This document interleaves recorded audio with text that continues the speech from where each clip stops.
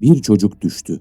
Kış bahçesinin en yüksek kulesinden merak ettiği bir sırrın bedelini kemikleriyle ödeyerek yere çakıldı. Bacakları kırıldı ama onunla birlikte kırılan çok daha büyük bir şeydi. Sıradan bir lordoğlunun hayatı. Bran Stark o kuleden düştüğünde 7 krallığın en tehlikeli ve en anlaşılmaz yolculuklarından biri başladı. Bu videoyu sonuna kadar izlersen George Martin'in yarattığı en karmaşık karakterlerden birinin gerçekte neye dönüştüğünü kaynak metinlerden yola çıkarak tam olarak anlayacaksın. Kurgu Anatomisi'ne abone olmayı unutma. Brandon Stark, Eddard ve Catelyn Stark'ın ikinci oğluydu.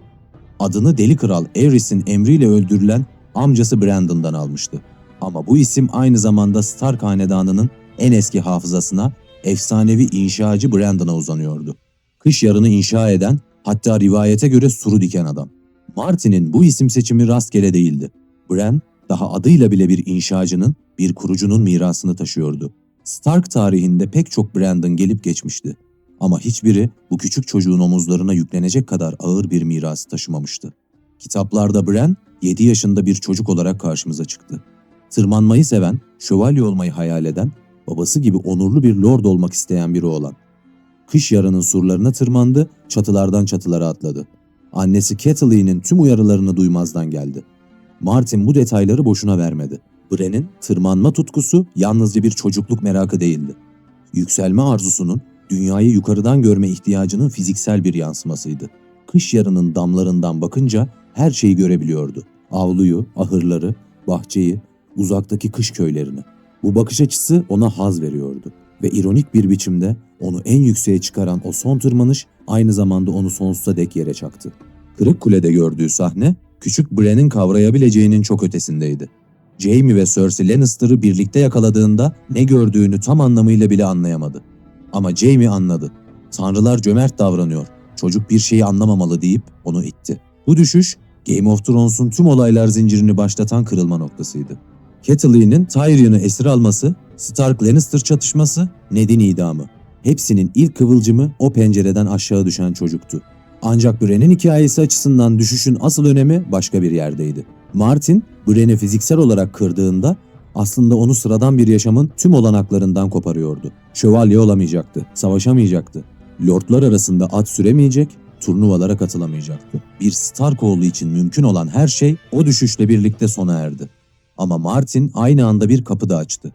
Fiziksel dünyada kaybettiği her şeyin karşılığında Bran'e çok daha eski ve çok daha tehlikeli bir güç sundu. Beden kırıldığında zihin serbest kaldı. Bu Martin'in tüm seride tekrar tekrar işlediği bir motifti. Her kazanım bir kayıpla, her güç bir bedelle gelirdi. Komadayken Bran rüya gördü. Sıradan bir rüya değildi bu. Karanlıkta düşüyordu. Sonsuza dek düşüyordu ve yanında bir karga vardı. 3 gözlü bir karga. Kitaplarda bu yaratık açıkça karga olarak tanımlandı. Kuzgun olarak değil. Martin bu ayrımı bilinçli yaptı. Kuzgun, gece nöbetçilerinin haberci kuşuydu. Resmi ve tanınmış bir semboldü. Karga ise farklıydı. Daha vahşi, daha eski, daha belirsiz bir simgeydi. 3 gözlü karga, Bran'e tek bir şey söyledi. Uç ya da öl. Bu rüya, Martin'in fantastik anlatısında bir dönüm noktasıydı. Bran uyanana kadar geçen sürede bilinçaltında bir seçimle yüzleşti. Düşmeye devam edip ölmek ya da uçmayı öğrenmek. Bacakları artık onu taşımayacaktı. Ama zihni taşıyabilirdi. 3 gözlü karga Bran'i daha o andan itibaren çağırıyordu. Onu kuzeye, surun ötesine, insanlığın unuttuğu bir bilginin kaynağına doğru çekiyordu. Rüyada Bran tüm Westeros'u gördü. Kuzeydeki buzulları, güneydeki çölleri, denizlerin ötesindeki toprakları. Her şeyi bir kuşun gözünden, yukarıdan, tıpkı eskiden çatılara tırmanırken gördüğü gibi ama bu kez sonsuz ölçekte görüyordu. Bran uyandığında bacakları ölmüştü ama içinde başka bir şey uyanmıştı. Bran'in kurt rüyaları erkenden başladı. Yaz adını verdiği kurdu aracılığıyla dünyayı farklı bir biçimde deneyimledi. Koştu, avlandı, ormanın kokusunu aldı, bacaklarının gücünü hissetti.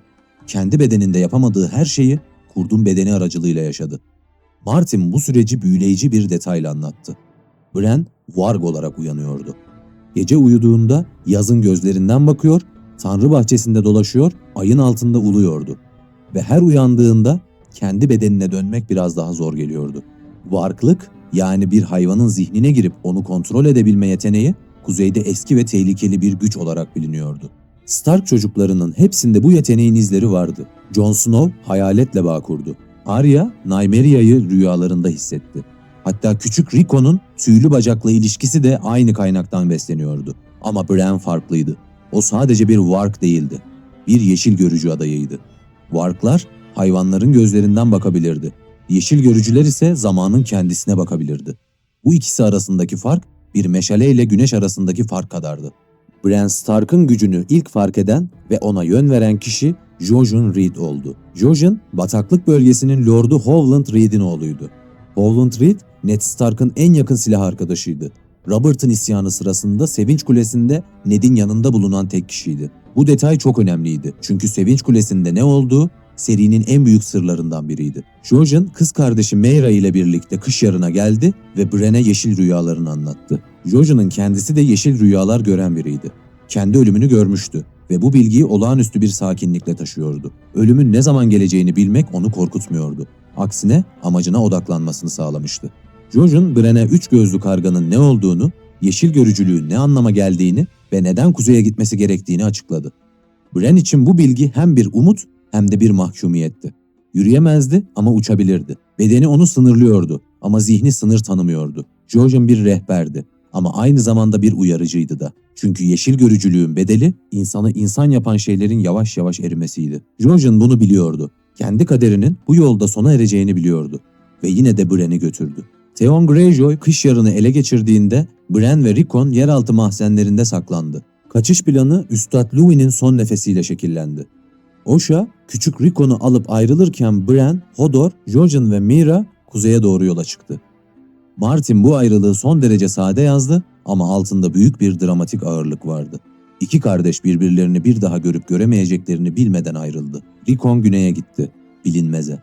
Bran kuzeye gitti, daha büyük bir bilinmeze. Yolculukları onları Karakale'ye kadar getirdi.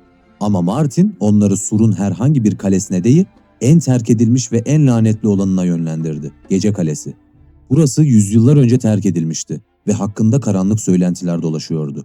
Gece Kralı'nın hikayesi, duvarların arasına gömülü cesetler, karanlıkta hareket eden gölgeler. Martin bu mekan seçimini rastgele yapmadı. Bran'in geçiş yaptığı eşik, insanlığın en karanlık hatıralarını barındıran bir yerdi. Samwell Tarly ile karşılaşmaları kritik bir dönüm noktasıydı. Sam, Jon Snow'un en yakın arkadaşıydı ve onları Kara Kapı'dan geçirdi. Kara Kapı, surun altındaki kadim bir geçitti. Yalnızca gece nöbetçilerinin yeminini tanıyan, canlı ağaçtan yapılmış büyülü bir yapı. Yüzü vardı, konuştu, yemin istedi. Bran bu kapıdan geçtiğinde insanlığın bilinen dünyasını geride bıraktı. Artık surun ötesindeydi. Ötekilerin, devlerin ve orman çocuklarının topraklarındaydı. Ve geri dönüş her adımla birlikte daha da uzak bir ihtimal haline geliyordu. Bran'in kuzeye yolculuğu, Buz ve Ateşin şarkısının en yavaş ama en derin anlatılarından biriydi. Hodor'un sırtında taşınan, fiziksel olarak tamamen başkalarına bağımlı bir çocuk, dünyanın en tehlikeli bölgesine doğru ilerliyordu. Soğuk acımasızdı, yiyecek azalıyordu, tehlike her yerdeydi. Martin bu yolculukta Bran'in içsel dönüşümünü katman katman işledi. Bran artık sadece warg değildi. Hodor'un zihnine girmeye başlamıştı ve bu her şeyi değiştiren bir sınır ihlaliydi. Eski kuzey geleneklerinde deri değiştiricilerin 3 büyük günahı vardı. Kitaplarda Aegon adlı yaşlı bir warg bunları açıkça sıraladı. Hayvan bedenindeyken insan eti yemek, hayvan bedenindeyken çiftleşmek ve bir insanın zihnine girmek. Bu 3 eylem iğrençlik olarak adlandırılıyordu. Üçüncüsü de en büyüğüydü. Çünkü bir insanın iradesini çalmak, onu kendi bedeninde tutsak etmek anlamına geliyordu. Bir hayvanın zihni basitti, kontrol edilebilirdi. Ama bir insanın zihni farklıydı. Orada bilinç vardı, korku vardı, direniş vardı. Bran bu üçüncü iğrençliği düzenli olarak işledi. Hodor'un zihnine her girdiğinde Hodor'un bilinci küçülüyor, bir köşeye sıkışıyor, kendi bedeninde karanlık bir odaya kilitleniyordu. Martin bu anları son derece rahatsız edici bir dürüstlükle yazdı. Hodor ağlıyordu, direniyor, itiraz ediyor ama Bran her seferinde daha kolay giriyordu. İlk seferler zor ve acı vericiydi. Sonraki seferlerse neredeyse doğal hale geldi. Bu normalleşme Martin'in bilinçli bir tercihi olarak en korkutucu detaylardan biriydi. Bran bunu hayatta kalmak için yaptığını düşünüyordu ama Martin'in okuyucuya gösterdiği tablo çok daha karanlıktı. Bir çocuk iyi niyetle bile olsa başka bir insanın özgürlüğünü elinden alıyordu. ve bunu her yaptığında kendi insanlığından bir parça daha kaybediyordu. Surun ötesinde devasa bir çınar ağacının köklerinin arasına gömülü bir mağarada Bran sonunda 3 gözlü karga ile yüz yüze geldi. Ve gördüğü şey hayal ettiği hiçbir şeye benzemiyordu. Karşısında bir büyücü ya da bilge bir yaşlı yoktu. Ağacın kökleriyle iç içe geçmiş, bedeni neredeyse tamamen çürümüş, tek gözü karanlıkta kırmızı parlayan bir adam vardı. Bir kolu yoktu. Yüzünde büyük bir kan lekesi taşıyordu. Kökler teninden geçmiş, damarlarına uzanmıştı. Adam mı ağacın parçasıydı, yoksa ağaç mı adamın parçasıydı artık söylenemezdi. Bu adam Brynden Rivers'tı. Tarih onu kan kuzgunu olarak tanıyordu. Brynden Rivers, 4. Aegon'un gayrimeşru oğluydu. Aegon, değersiz lakabıyla anılan kral, ölüm döşeğinden tüm piçlerini meşru ilan etmişti. Ve bu karar, 7 krallığı kuşaklar boyu sürecek bir iç savaşa sürüklemişti. Brynden bir albinoydu. Soluk beyaz teni ve kırmızı gözleri vardı. Yüzündeki doğum lekesi kızıl bir kuzguna benziyordu ve ona bu lakabı vermişti. Targaryen tacına sadık kaldı ve üvey kardeşi Daemon Blackfyre'a karşı savaştı. Kızılçimen Savaşı'nda müthiş bir okçu olarak ün kazandı. Gözünü kaybetti ama zafer kazandı. 1. Aerys döneminde kralın eli oldu. Kısıltıların efendisi olarak yönetimin gölge gücünü elinde tuttu. Hakkında söylenen meşhur söz şuydu: Lord Kan Kuzgun'un kaç gözü var? 1000 gözü ve bir tanesi. Bu söz onun casus ağına yapılan bir göndermeydi ama yeşil görücü geçmişi düşünüldüğünde çok daha derin bir anlam taşıyordu. 5. Aegon yani Dunk ve Egg hikayelerindeki küçük Egg tahta çıktığında Brynden Rivers'ı gece nöbetçilerine sürdü. Rivayete göre sürgün nedeni barış bayrağı altında gelen Aenys Blackfyre'ı öldürmesiydi. Brynden Sur'da Lord Kumandan oldu ve 252 yılında Sur'un ötesinde yapılan bir keşif seferinden bir daha geri dönmedi. Herkes onu ölmüş sandı ama o ölmemişti. Orman çocukları onu bulmuş, bir çınar ağacının kökleri arasına yerleştirmiş ve onu zamanın akışına bağlamışlardı. 100 yılı aşkın süredir oradaydı. Etten çıkmış, köke dönüşmüş ama bilinci hala yanıyordu. Mağara, Martin'in yarattığı dünyanın en eski ve en gizemli mekanlarından biriydi. Orman çocukları burada yaşıyordu. İlk insanlar Westeros'a gelmeden önce bu toprakların asıl sakinleri olan küçük bedenli, büyük gözlü, doğayla iç içe yaşayan kadim bir ırk. Leaf adlı orman çocuğu Bran'e mağaranın kapılarını açtı. İçeride kemikler, kökler, karanlık ve kadim bir sessizlik vardı. Ölü varlıkların iskeletleri tahtlara benzer yapılarda oturuyordu. Onlar da bir zamanlar ağaçlara bağlanmış, bilgileri zamana yayılmış, bedenleri çoktan çürümüştü. Brynden Rivers ağacın kökleriyle bütünleşmiş halde Bran'i bekliyordu. Ona yeşil görücülüğün ne olduğunu öğretmeye başladı. Çınar ağaçlarının yüzleri vardı, gözleri vardı ve bu gözler aracılığıyla geçmişe bakılabilirdi. Ağaçlar hatırlıyordu, rüzgar hatırlıyordu, yapraklar hatırlıyordu. Brynden, Bran'e bu ağ üzerinden geçmişin görüntülerine erişmeyi öğretti. Bran babasını gördü. Genç Ned Stark, kış yarının bahçesinde Tanrı ağacının önünde dua ediyordu. Bran ona seslendi ama Ned duyamadı. Ya da duydu mu? Bir an için başını çevirdi. Sanki rüzgarda bir fısıltı duymuş gibi. Bu sahne, Martin'in zaman algısıyla oynadığı en çarpıcı anlardandı. Yeşil görücülük sadece geçmişi seyretmek değildi. Geçmişle bir tür temas kurma olanağı da taşıyordu. Ama bu temasın sınırları ve sonuçları henüz tam olarak açıklanmadı. Martin bu gücü bilinçli olarak belirsiz bıraktı. Çünkü Bran'in elindeki güç kontrol edilemezse zamanın dokusunu bozabilecek kadar tehlikeliydi. Bran'in mağarada yediği beyaz ağaç hamuru kitaplardaki en rahatsız edici detaylardan biriydi. Martin bu hamuru şöyle tarif etti: beyaz bir macun, içinde kırmızı damarlar. Tadı önce acı, sonra tatlı. Leaf bunu Bran'e yedirdi ve Bran ilk kez çınar ağaçlarının gözlerinden görmeye başladı. Ama okuyucu için asıl soru bu hamurun içinde ne olduğuydu. Hamurdaki kırmızı damarlar kan izlenimi veriyordu. Ağacın tohumu muydu yoksa başka bir şey mi? Jojen Reed'in mağaraya vardıktan sonra giderek zayıflaması okurun dikkatinden kaçmadı. Jojen kendi ölümünü yeşil rüyalarında görmüştü ve mağaraya ulaştıklarında artık yaşama sevinci tükenmişti. Gözleri donuklaşmış, yemek yiyemez olmuştu. Konuşmaları azalmıştı. Kitaplarda Jojen'ın ölümü açıkça anlatılmadı ama Martin'in bıraktığı ipuçları rahatsız edici bir olasılığa işaret ediyordu. Hamurdaki kan Jojen'ın kanı mıydı? Orman çocukları yeşil görücülüğün kapısını açmak için bir insan kurbanı mı gerektiriyordu? Bu soru cevaplanmadan bırakıldı. Ama Martin'in bu belirsizliği bile başlı başına bir anlatım tercihiydi. Bran'in dönüşümünün bedelsiz olmadığını, bu gücün karanlık bir kaynaktan beslendiğini ima ediyordu. Bran Stark'ın kitaplardaki yolculuğu klasik bir kahraman anlatısının tersine çevrilmesiydi. Geleneksel fantastikte bir çocuk güç kazanır, büyür, düşmanı yener ve evine döner. Martin bu kalıbı kırdı. Bran güç kazandı ama güç onu insan olmaktan uzaklaştırdı. Her yeni yetenek bir insani niteliğin kaybıyla birlikte geldi. Yürüyemezdi ama bir kurdun bedeninde konuşabiliyordu. Konuşamadığı insanlarla iletişim kuramıyordu ama 1000 yıl öncesinin fısıltılarını duyabiliyordu. Hodor'un bedenini kullanabiliyordu ama Hodor'un acısını görmezden geliyordu. Brandon Rivers'ın kendisi bunun en açık kanıtıydı. Bir zamanlar Westeros'un en güçlü adamlarından biriydi. Kralın eli, fısıltıların efendisi, savaş kahramanı. Şimdi bir ağacın kökleri arasında çürüyen, bedeni neredeyse yok olmuş, bilinci zamana yayılmış bir varlıktı. İnsan mıydı hala? Martin bu soruyu yanıtsız bıraktı. Ama cevabın hayıra yakın olduğunu okuyucuya hissettirdi. Brandon Rivers artık bir insan değildi. Bir düğüm noktasıydı. Bilgi akışının geçtiği, zamanın katlandığı, hafızanın depolandığı canlı bir arşiv. Ve Bran onun yerini almak üzere eğitiliyordu. 7 yaşında bir çocuk, 100 yılı aşkın süredir köklere gömülü bir bilincin mirasçısı olacaktı. Martin'in bu seçimi, Bran'in masumiyetini daha da keskin bir trajediye dönüştürüyordu. Çünkü Bran ne olduğunu tam olarak kavrayamadan dönüşmeye başlamıştı. Martin'in Bran Stark üzerinden anlattığı hikaye aslında gücün bedeli hakkındaydı. Westeros'taki diğer karakterler siyasi güç peşinde koştu. Tahtlar, taçlar, ordular. Bran'in ulaştığı güç bunların hepsinden büyüktü ama bedeli de hepsinden ağırdı. Cersei taht için çocuklarını kaybetti. Robert taht için kimliğini kaybetti. Daenerys taht için insanlığını kaybetme riskiyle yüzleşti.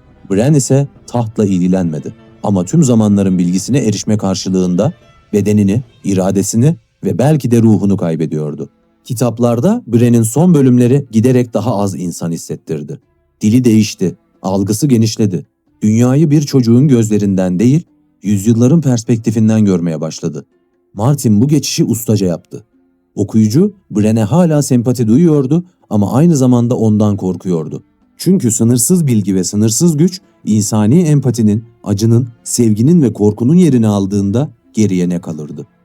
Brandon Rivers'a bakınca cevap belliydi.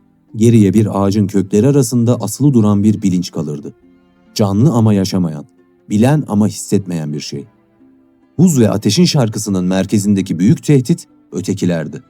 Binlerce yıl önce uzun gecede dünyayı karanlığa gömen, şimdi yeniden uyanan bu kadim varlıklar tüm canlıları tehdit ediyordu. Ve Bran Stark bu tehdide karşı insanlığın en güçlü silahı olabilirdi. Ağaçlar aracılığıyla geçmişe bakabilir, düşmanın doğasını anlayabilir, belki de uzun gecenin nasıl sona erdiğini, ilk uzun gece kahramanının gerçekte kim olduğunu öğrenebilirdi. Ama Martin'in dehası bu gücü basit bir kurtarıcı anlatısına indirgememiş olmasıydı. Bran bir kahraman olabilirdi ama aynı zamanda bir tehdit de olabilirdi. Hodor'un zihnine girmekten tereddüt etmeyen, beyaz ağaç hamurunu sorgusuz yiyen, insanlığından adım adım uzaklaşan bir varlık, ötekileri yenmeye çalışırken kendisi de bir tür ötekiye dönüşebilirdi. Martin'in bu paradoks üzerinde durması, seriyi basit bir iyi-kötü savaşının çok ötesine taşıdı. İyilik adına yapılan fedakarlık, seni iyilikten çıkarırsa o zaman neyi kurtarmış olurdun? Tolkien'in Yüzüklerin Efendisi'nde Frodo yüzüğü taşırken karardı. Ama sonunda yüzük yok edildi ve Frodo kurtarıldı. Martin'in dünyasında böyle bir garanti yoktu. Bran Stark'ın taşıdığı yük Frodo Baggins'in yüzüğünden farklıydı. Çünkü Bran'in gücü dışarıdan gelen bir nesne değil, kendi zihninin dönüşümüydü. Yüzük atılabilirdi ama bilinç atılamazdı. İnşacı Brandon kış yarını ve duvarı inşa etmişti. Bran Stark ise belki de bu yapıların arkasındaki gerçeği, onların neden var olduğunu, neyi tuttuklarını ve neye karşı koruduklarını öğrenecek olan kişiydi. Ama bu bilginin bedeli Bran Stark diye bir çocuğun artık var olmaması olabilirdi. Martin'in bu hikayeyi nereye götüreceği hala bilinmiyor. Ama 5 kitap boyunca inşa ettiği yapı kesin bir şeyi gösteriyor. Bran'in sonu ne tam bir zafer ne de tam bir yenilgi olacaktı. İkisinin arasında insanlığın hem kurtarıldığı hem de kaybedildiği bir yerde duracaktı. George Martin, Bran Stark'ı bir kuleden düşürdüğünde aslında fantastik edebiyatın en eski vaadini sorgulamaya başladı. Güç seni kurtarır mı yoksa seni sen olmaktan çıkarır mı? Bren'in cevabı henüz tamamlanmadı.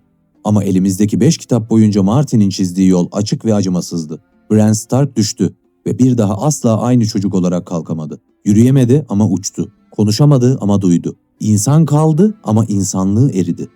Ve belki de Buz ve Ateş'in şarkısının en büyük trajedisi, en güçlü karakterinin aynı zamanda en fazla kaybeden karakter olmasıydı. Bir çocuk düştü, yerine bir tanrı yükseldi. Ama tanrılar çocukların gülüşünü hatırlar mı? Kurgu anatomisi olarak bu soruyu seninle birlikte düşünmeye devam edeceğiz. Bir sonraki videoda görüşmek üzere, hoşça kal.